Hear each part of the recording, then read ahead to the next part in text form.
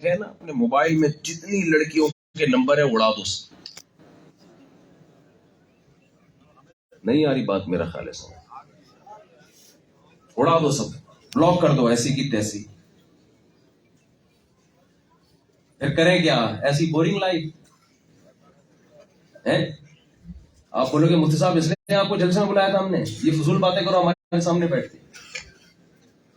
وہ ایک استانی صاحبہ نا اپنے بچوں سے معاہدہ لے رہی تھی کہ بچوں ایک عہد کرو, آج کے بعد کبھی جھوٹ نہیں بولو گے.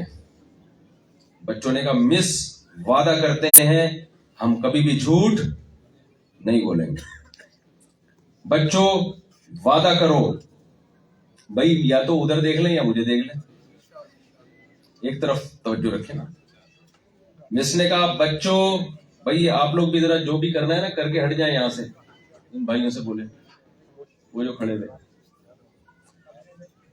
مس نے بولا بچوں وعدہ کرو ٹیچروں کا ہمیشہ احترام کریں گے.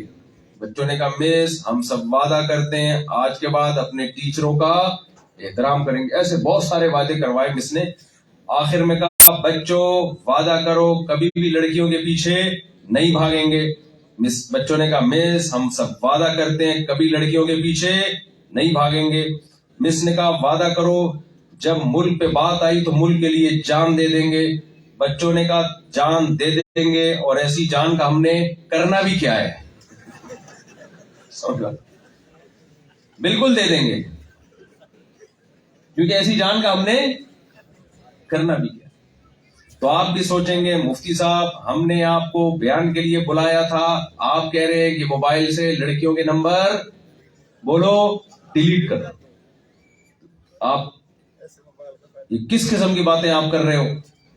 وہ جان سے مجھے ایک چٹکلا یاد آیا. آج کل ہو کیا رہا ہے سوسائٹی میں,